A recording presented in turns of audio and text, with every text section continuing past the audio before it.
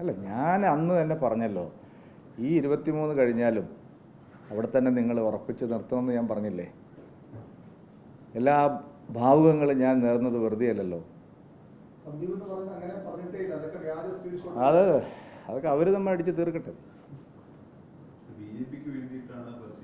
B J പിക്ക് വേണ്ടി ഞങ്ങൾ മാതൃഭൂമിയിലും മനോരമയിലും ബാക്കി ഇന്ത്യൻ എക്സ്പ്രസ്സിലും കേരള കൗമുദിയിലും മംഗളത്തിലും ദീപികയിലൊക്കെ പരസ്യം കൊടുത്തിട്ടുണ്ട്. ഞങ്ങളെ പരസ്യം അതാണ്. അതൊക്കെ തോറ്റ് തൊപ്പിയിടാൻ പോകുമ്പോൾ ഉണ്ടാകുന്ന ഒരു തരം മരണ വെപ്രാളത്തിൽ പറയുന്നതാണെന്ന്. ഞങ്ങൾക്ക് എന്തിനാണ് CPM ഇവിടെ എന്തെല്ലാം നടന്നു? ഇവിടെ മത്സരമല്ലേ, കിസ് ഓഫ് ലവ് മുതൽ ഇങ്ങോട്ട് നോക്കിയാൽ വഖഫ് ഒഴിച്ചുള്ള ബാക്കി എല്ലാ വിഷയങ്ങളിലും ആർട്ടിക്കിൾ 370 CAA ഒക്കെ മത്സരമല്ലേ. ഒരു വിഭാഗത്തിൻ്റെ വോട്ട് കിട്ടാൻ വേണ്ടി മാത്രമുള്ള മത്സരമാണല്ലോ എപ്പോഴും നടക്കുന്നത്. ബാക്കിയുള്ള അവരുടെ എന്ത് പ്രശ്നം വന്നാലും ഈ രണ്ട് മുന്നണികൾക്കും പ്രശ്നമില്ലല്ലോ. അപ്പോൾ ആ മത്സരം നടക്കട്ടെ. ഞങ്ങളതിൽ എന്തിനാണ് കക്ഷിയാവുന്നത്? നമുക്കെന്താണ് കക്ഷിയാവേണ്ട ആവശ്യമെന്ന്? ലീഗുകാർ, PFIക്കാർ, ജമാഅത്തെ ഇസ്ലാമിക്കാർ, വെൽഫെയർ പാർട്ടിക്കാരൊക്കെ ഒരു വശത്ത്, PDPക്കാർ, INLകാർ, അങ്ങനെയുള്ള സകല വർഗീയ കോമരങ്ങളും മറുവശത്ത്. അപ്പോൾ ഈ രണ്ട് മുന്നണികളും വർഗീയ കക്ഷികളെ കൂട്ടുപിടിച്ച് ഒരു വിഭാഗത്തിൻ്റെ വോട്ട് കിട്ടാൻ വേണ്ടിയിട്ടുള്ള കടുത്ത മത്സരത്തിലാണ്. അവർ മത്സരിക്കട്ടെ. അതല്ലേ പറഞ്ഞത്. ചോദിച്ചത് പരസ്യമായിട്ടല്ലല്ലോ, രാത്രി പോയിട്ട് കണ്ടു എന്ന് ഞാൻ പറഞ്ഞിട്ട് നിങ്ങൾ ആരും അദ്ദേഹത്തോട് ചോദിക്കുന്നില്ലല്ലോ. VD സതീശൻ പരസ്യമായി പോപ്പുലർ ഫ്രണ്ട് നേതാക്കന്മാരെ കണ്ട് ആവശ്യപ്പെട്ടതിൻ്റെ അടിസ്ഥാനത്തിലാണ് അവർ പിന്തുണയ്ക്കുന്നത്.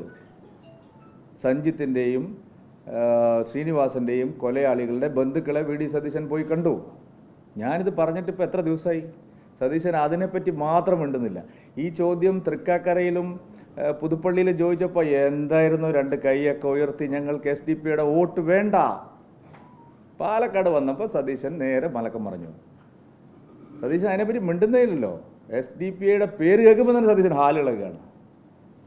സതീശ, ഈ തരത്തിലുള്ള രാജ്യദ്രോഹികളുമായി ചേർന്ന് നിങ്ങൾ നടത്തുന്ന തെരഞ്ഞെടുപ്പ് പ്രചാരണം നിങ്ങളെ സർവനാശത്തിലേക്ക് നയിക്കുമെന്നുള്ള കാര്യത്തിൽ സംശയമില്ല.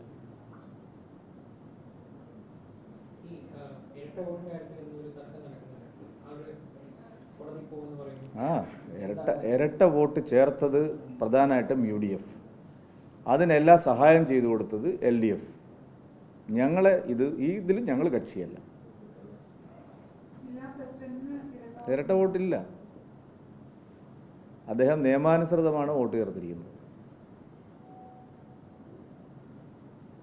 ഇരട്ട വോട്ടെല്ലാം തള്ളിക്കാം എന്ന്, അല്ലെങ്കിൽ ഇരട്ട വോട്ടെല്ലാം അവസാനിപ്പിക്കാമെന്ന് MP രാജേഷ് പറഞ്ഞല്ലോ. ഞങ്ങൾ അതിനെ സ്വാഗതം ചെയ്യുകയാണ്. MP രാജേഷിൻ്റെ ഗവൺമെൻറ്റല്ലേ ഇവിടെ ഭരിക്കുന്നത്. ജില്ലാ ഭരണകൂടം രാജേഷിൻ്റെ കയ്യിലാണ്. ഇവിടുത്തെ തഹസിൽദാർമാരെല്ലാം നിശ്ചയിച്ചിരിക്കുന്നത് രാജേഷാണ്. ഇവിടുത്തെ വില്ലേജ് ഓഫീസർമാരെയെല്ലാം തീരുമാനിക്കുന്നത് രാജേഷാണ്. ഇവിടുത്തെ BLOമാരിൽ മഹാഭൂരിപക്ഷവും രാജേഷിൻ്റെ ആൾക്കാരാണ്. എന്തുകൊണ്ടാണ് രാജേഷ് ഇത്രയും ദിവസം ഈ ഇരട്ട വോട്ടിൻ്റെ കാര്യത്തിൽ ശരിയായൊരു നടപടി സ്വീകരിക്കാതിരുന്നത്? അപ്പോൾ അവരുടെ സഹായത്തോടു കൂടിയല്ലേ ഇരട്ട വോട്ട് ഇവിടെ ചേർത്തത്. അത് സത്യമല്ലേ. ലീഗുകാർക്ക് ഇവിടെ വന്ന്, PFIക്കാർക്ക് ഇവിടെ വന്ന് വോട്ട് ചേർക്കാൻ സാധിച്ചത് LDF ഗവൺമെൻറ്റിൻ്റെ മിഷണറിയുടെ സഹായത്തോടു കൂടിയാണ്. അപ്പോൾ അത് പരിശോധിക്കട്ടെ. അല്ല, നമുക്ക് നാളെ അറിയാമല്ലോ ഈ പറഞ്ഞതിലൊക്കെ എത്ര ആത്മാർത്ഥത ഉണ്ടെന്ന്.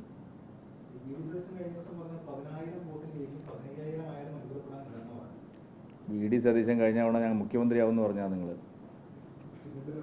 അതെ, അല്ല, VD സതീശൻ്റെ മുന്നണി.